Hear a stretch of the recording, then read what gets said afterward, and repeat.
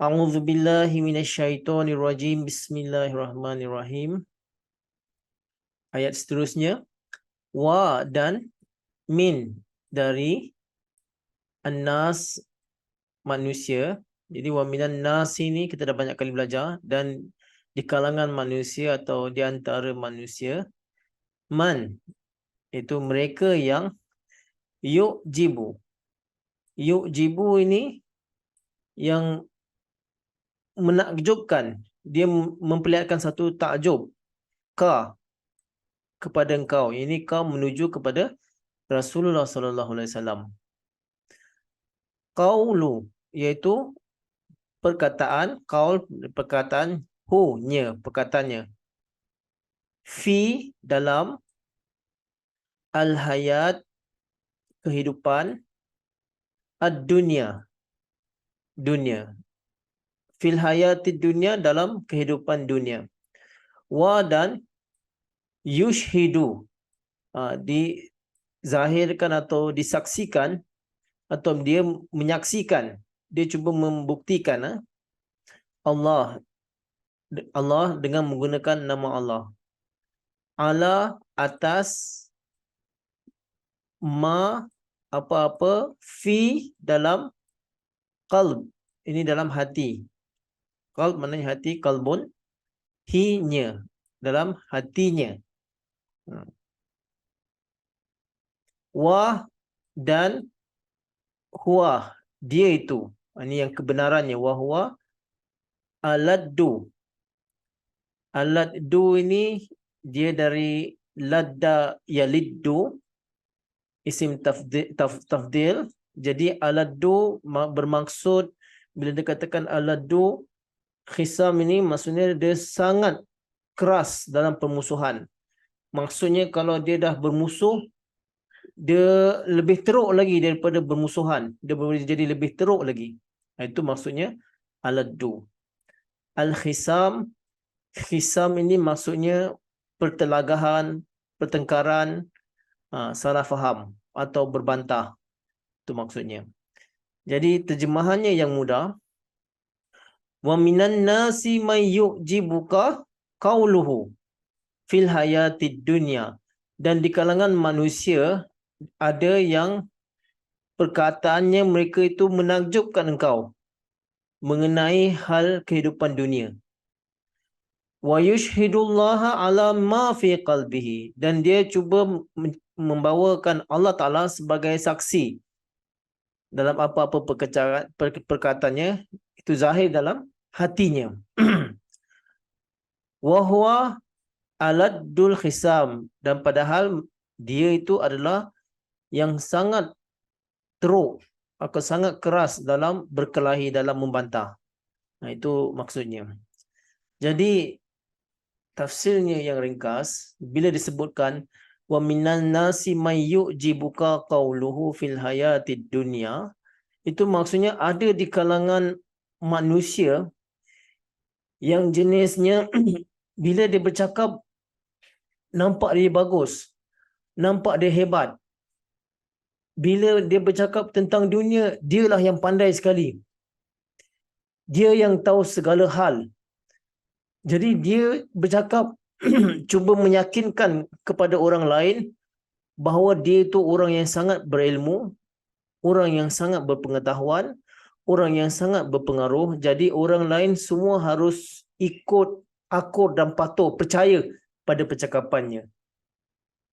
Ini ada jenis-jenis orang yang seperti ini. Mereka nampak kelihatan baik, bercakap perkara-perkara yang besar mengenai hal dunia ini, mengenai hal perniagaan ke, mengenai hal politik ke, dan bermacam-macam lagi. Kelihatan dia itu sangat hebat, sangat berpengaruh, sangat berilmu, kelihatan. Dan ada yang lebih daripada itu lagi, mereka sanggup menggunakan nama Allah Ta'ala dalam janji-janji mereka, dalam sumpah-sumpah mereka. Itu yang dia katakan, wa yushhidullahu ala ma fi qalbihi. Mereka menggunakan Allah Ta'ala sebagai saksi dalam percakapan mereka, apa yang ada dalam hati mereka. Mereka sanggup bersumpah. Ini maksudnya menggunakan Allah juga boleh bermaksud mereka boleh kata, oh, datuk saya sahabat ke, datuk saya, bapa saya orang yang paling awal dalam jemaat, atau abang saya seorang mubalik, pak cik saya amir di sana. Ini pun boleh maksud seperti itu. Mereka menggunakan nama Allah Ta'ala atau menggunakan nama jemaat untuk membuat orang lain yakin akan dirinya. Tetapi ada niat yang di sebaliknya. Tapi mereka sanggup bercakap perkara-perkara ini dan sambil menggunakan nama Allah Ta'ala atau menggunakan nama baik jemaat, menggunakan kata, bercakap macam-macam lah. Keluarga saya rapat dengan huzur, keluarga huzur berkahwin dengan keluarga saya, dan macam-macam mereka gunakan. Ada yang sanggup katakan mereka pernah dipenjarakan kerana jemaat. Ada juga yang seperti itu. Ada mereka pernah dianiaya kerana Islam. Memang dia pernah dianiaya, pernah dia jemaat, tapi sebab lain. Ada juga yang seperti itu. Tapi mereka selalu mewawarkan, bangga dengan cerita-cerita seperti ini supaya orang lain percaya, yakin dengannya. Jadi kalau orang lain nanti nak berurusan dengannya, kita tak ragu-ragu. Tapi sebenarnya Allah Ta'ala sebut apa orang jenis ini? Wahwa alat dul khisam. Padahal mereka itu adalah orang yang sangat keras dalam bertelagah, dalam berkelahi. Mula-mula nampak elok, nampak baik. Tapi kalau kita dah terkena dengan orang seperti ini, dan kalau kita nak dapatkan hak kita balik, memang susah, memang payah. Orang itu akan membantah, akan bertelagah, akan berdolak dalih, sanggup bertekak, sanggup caci maki, sanggup mengeluarkan kata yang keras. Macam-macam dia sanggup lakukan semata-mata untuk membuktikan dia itu benar. Tetapi sebenarnya dia bukan benar. Tapi dia jenis orang yang seperti ini. Aladul khisam. Konon-konon dia keras, konon-konon suaranya kuat, seolah-olah nampak macam dia yang benar. Padahal dialah yang punca segala masalah itu. Jadi ini nasihat daripada Allah Subhanahu Wa Taala kepada Rasulullah Sallallahu Alaihi Wasallam bahawa nanti Rasulullah SAW akan mempunyai musuh. Yang kita tahu, kita dah belajar, antaranya di kalangan orang Yahudi, musuh di kalangan orang-orang Kristian, musuh di kalangan orang-orang kafir daripada kaumnya sendiri juga. Tapi di sini Allah Ta'ala nasihatkan juga bahawa mereka ni juga adalah musuh kepada Rasulullah SAW. Orang-orang yang jenis seperti ini. Mereka dalam Islam, mereka ada dalam Islam, bercakap dengan Rasulullah SAW, tapi bila dia bercakap besar, mereka pandai ini, mereka ahli ini, mereka boleh buat ini, dan mereka sanggup menggunakan nama Tuhan dalam memberikan saksi atas apa yang mereka janji nak lakukan itu. Tetapi sebenarnya mereka itu semua pendusta.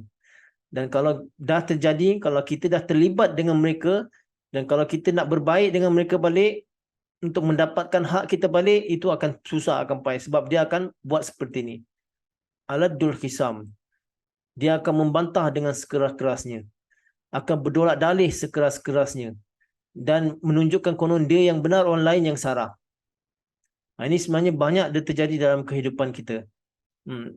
Jadi, tuan-tuan dan puan-puan masing-masing faham bahawa kalau ada orang yang jenis seperti ini, Allah Ta'ala menasihatkan kepada Rasulullah SAW, kalau dia berhadapan dengan orang-orang seperti ini, maka dia kena baca La hawla wa la quwata illa billahil azim, dan tinggalkan orang seperti ini. Jangan lagi terlibat, jangan lagi terpengaruh dengan percakapan orang-orang yang seperti ini. Kerana bila kita terlibat, dia akan sangat merugikan Islam, sangat akan merugikan jemaat nanti. Banyak orang-orang akan terpedaya, terpengaruh dengan dia nanti. Jadi orang-orang seperti ini perlu ditinggalkan. Dalam kehidupan saya pun beberapa kali dah terjadi. Baiklah, kita sambung pada ayat seterusnya.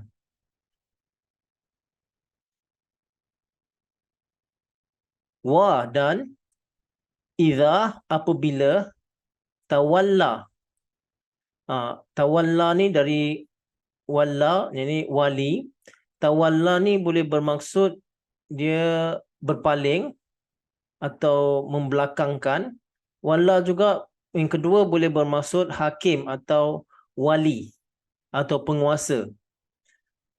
Okey, sa'a ni maksudnya dia berusaha atau berkeliaran fi dalam al-ardi di bumi li supaya yufsidu membuat fasad, membuat kerusakan fi di dalam ha-nya dalam dunia. Ha ni kembali kepada ardi, dunia. Wa dan yuhlika ni dari halaka, yuhlika membinasakan atau merosakkan. Al-hars ini maksudnya tanaman yang ada benih. Tanaman yang menggunakan benih. Jadi kita bubuh benih baru dia menjadi. Itu maksudnya hars. Wa dan nasla. Nasl ini maksudnya anak-anak, anak kepada anak, maknanya ke anak cucu pun boleh. Nasl juga boleh bermaksud makhluk. Nasl juga boleh maksud keturunan, sampai ke 10 keturunan pun boleh bermaksud nasl. Jadi ini nasl ini maksudnya keturunan keluarga atau keturunan manusiawi. Wa dan Allah la tidak yuhibbu, habba yuhibbu tidak menyukai al-fasad, orang-orang yang membuat fasad atau orang-orang yang membuat kerosakan. Jadi terjemahannya yang mudah, wa idza tawalla sa'a fil ardi liyufsida fiha wa yuhlikal harsa wan nasla. Ya, ini apabila dia menjadi penguasa. Kalau orang-orang yang jenis tadi saya terangkan di atas tadi, mereka menjadi penguasa, mereka akan berkeliaran di muka bumi ini supaya melakukan kerosakan di dalamnya. Lalu dia membinasakan tanaman dan keturunan. Ini terjemahannya yang mudahlah. Wallahu la yuhibbul fasad. Allah Ta'ala, dan sesungguhnya Allah Ta'ala tidak menyukai orang-orang yang membuat kerosakan. Jadi apa yang dimasukkan dalam ayat ini? Wa idza tawalla sa'a fil ardi liyufsidu fiha wa yuhlikul harsa wan nasla. Yani apabila orang-orang seperti ini diangkat atau dipilih menjadi pemimpin, kadang-kadang kita boleh terjadi tersilap. Memang banyak, ini bukan omong kosong. Memang banyak dah terjadi apabila rakyat salah memilih pemimpin yang tidak betul, bukan pada ahlinya atau jenis yang tadi itu, mereka akan buat apa yang mereka akan lakukan. Kalau mereka menjadi penguasa, mereka apa yang mereka lakukan? Sa'fil ardi liyufsidu fiha. Mereka akan berkeliaran di muka bumi ini untuk mengadakan kerosakan. Wa yuhlikal harsa wan nasla. Dia akan menghancurkan tanaman dan keturunan. Jadi orang-orang yang seperti ini apabila mereka menjadi pemimpin, yang mereka fikirkan hanyalah kepentingan peribadi. Kalau orang lain, manusia lain nak rosak, nak hancur, itu mereka tak kisah. Mereka tidak ambil peduli. Yang penting mereka mendapatkan keuntungan. Jadi kalau keluarga tu nak berantakan ke, keluarga tu jadi sakit ke, atau nanti anak keturunan dia jadi jahat ke, itu semua dia tidak kisah. Jadi pemimpin-pemimpin yang seperti inilah yang akan membuat kerosakan di muka bumi atau di negerinya. Ini nanti akan terjadilah permusuhan, boleh terjadi permusuhan antara kaum, boleh jadi permusuhan antara agama, dan ekonomi menjadi merudum, dan banyak lagi boleh terjadi kalau pemimpin seperti ini mentadbir negara. Jadi terlampau banyak contohnya. Jadi contohnya kalau orang yang buat jahat ini, dia tak kisah apa nak jadi kepada negeri itu atau pada keturunan itu, dia tak kisah. Dia sengaja memang untuk membuat kerosakan. Jadi saya akan nak bagi contoh yang kecil lah. Saya tidak bagi, sebenarnya banyak contoh. Di sini saya ingin sampaikan satu contoh yang kecil. Contohlah kalau dia itu seorang penjual dadah. Ada juga penjual dadah ini dari yang dia punya mastermind itu daripada orang-orang atasan. Yang menteri-menteri pun ada juga yang backup penjualan dadah ni. Contoh ni sebagai contoh saja. Jadi mereka ini menjalankan penjualan dadah, dan kalau dadah itu merosakkan keturunan, merosakkan bangsa, itu mereka tak kisah. Biarlah terjadi. Biarlah negara rosak, biarlah terjadi rompakan apa semua. Tapi yang mereka mahukan bahawa jualan itu akan menguntungkan mereka. Ini sebagai contoh saja. Sebenarnya banyak lagi. Ini jenis-jenis yang seperti ini mereka melakukan kerosakan dan mereka tak fikirkan apa yang akan terjadi kepada bangsa dan negara. Ini yang dimasukkan orang-orang yang jenis seperti ini. Wallahu la yuhibbul fasad, dan Allah Ta'ala tidak menyukai orang-orang yang membuat kerosakan. Ini apa sajalah, sama ada penjualan senjata ke, kan, atau merampas tanah orang lain ke, merampas hasil bumi orang lain ke, atau menjajah ke, atau menjual dadah ke, dan banyak. Ini semua perkara-perkara yang seperti ini Allah Ta'ala tidak menyukainya. Ayat seterusnya. Wa dan idza, apabila qila, dikatakan, lahu, kepadanya, hunya, kepada hunya, ittaqi kita dah banyak belajar, iaitu bertakwalah. Ittaqillah, bertakwalah kepada Allah Ta'ala. Akhaza maknanya memegang, atau berusaha untuk mengambil, berusaha untuk menghasilkan. Akhazathu, dan telah memanggilnya atau memegangnya. Al-izzata. Izzat ini boleh maksud kehormatan. Izzat juga boleh bermaksud satu pembohongan juga. Pembohongan yang ada macam nampak macam baik tapi ada pembohongan di situ. Itu pun maksudnya juga. B dengan al-ismi, dengan dosa. Ismi maksudnya dosa. Fa, maka hasbu, hitung. Hisab maknanya perhitungan. Hu, baginya, maka perhitungan baginya Jahannam. Jahannam ini adalah neraka Jahannam. Jahannam dalam bahasa Arab dia tidak ada akar kata. Dia katakan Jahannam ini maksudnya tempat yang teruk lah, tempat yang buruk. Dia di akhirat nanti. Nanti saya terangkan bagaimana kita boleh sabitkan di dunia ini juga. Wa dan labisa, sangat buruk. Ini sangat buruk. Al-mihad. Al-mihad maksudnya, mihad itu maksudnya tempat orang berehat. Orang dah penat bekerja, penat berusaha, jadi mereka perlukan tempat yang mihad. Ini maksudnya tempat berehat atau tempat kediaman. Jadi inilah seburuk-buruk tempat kediaman, tempat berehat. Okey, terjemahannya yang mudah.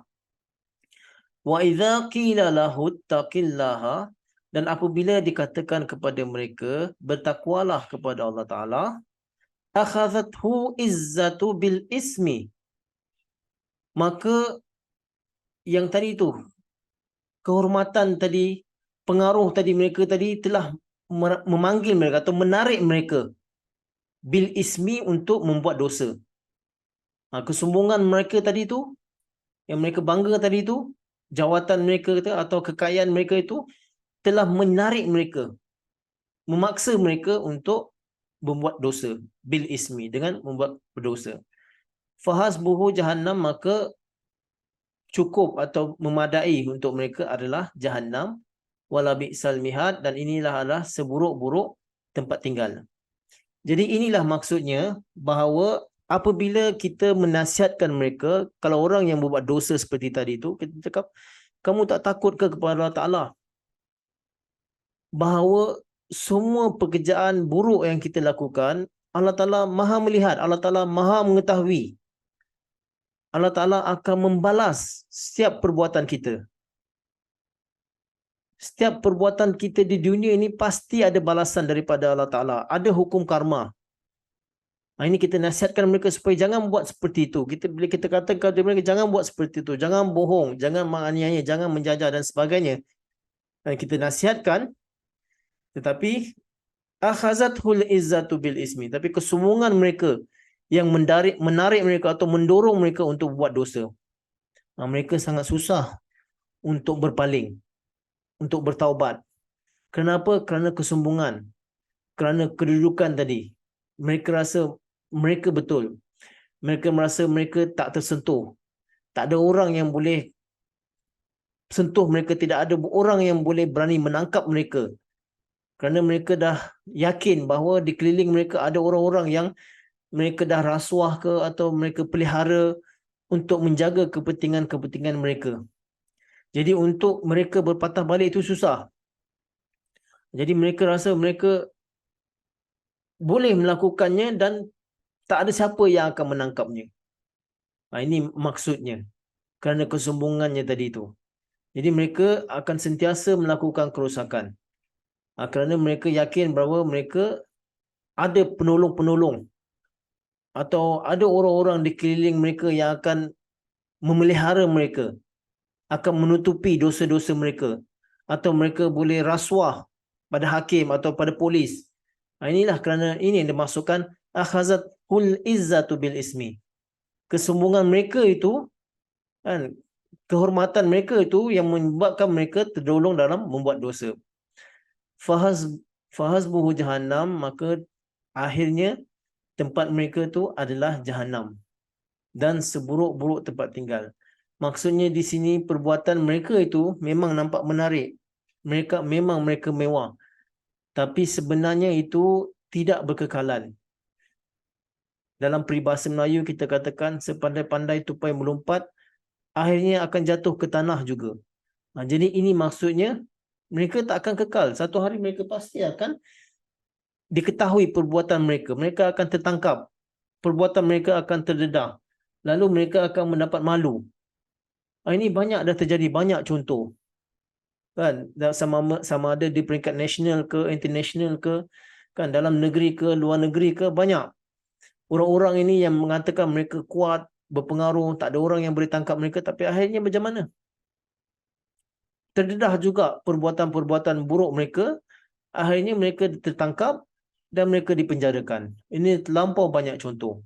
Sama juga dalam jemaat ini pun, kalau ada orang-orang yang tidak benar dalam jemaat, itu akhirnya nanti akan terdedah. Terbuka juga. Pekung busuk mereka itu akan terbuka juga. Akan ketahuan juga. Jadi mereka dihukum oleh khalifah. Sama ada macam-macam lah. Sama ada tak dia dikeluarkan daripada nizam ke, sama ada dikeluarkan daripada peraturan ke. Jadi ini banyak terjadi. Jadi janganlah kita jadi orang-orang yang seperti ini. Kerana kesombongan kita tak mampu untuk berubah. Ini juga maksudnya apabila orang-orang ada yang bertelagah antara sama mereka. Bila dibawa ke Dewan Qadha. Bila dibawa Dewan Qadha, dah diputuskan. Bila dah diputuskan, ini keputusan dari Allah Ta'ala, keputusan daripada Dewan Qadha, kita perlu laksanakan seperti ini. Tetapi kerana kesombongan mereka, mereka bertelagah. Mereka tak mau. Padahal tadi mereka kata dah setuju masing-masing. Dua-dua pihak bersetuju untuk masuk ke Dewan Qadha. Tapi bila dah ada keputusan daripada Qadha, mereka membantah pula. Mereka tak mau terima keputusan daripada Qadha itu. Ini maksudnya di sini, ayat sini. Wa iza qila muttaqillaha akhazathu izzatu bil ismi. Mereka tak mau pula. Walaupun dah ada keputusan, mereka membantah lagi. Mereka tak mau mengikuti keputusan daripada Qadha. Dan sebenarnya ada banyak lagi contoh-contoh. Jadi tuan-tuan dan puan-puan, saya harap ini dulu untuk kelas kita pada hari ini. Walaupun ramai yang tidak hadir kerana ada yang mengikuti ijtima' lajnah sekarang yang sedang berlangsung ini. Tapi saya nasihatkan mereka boleh lihatlah dalam channel YouTube nanti di kemudian hari. Baiklah, saya sudahi kelas kita pada hari ini dengan wabillahi taufiq wal hidayah. Assalamualaikum warahmatullahi wabarakatuh.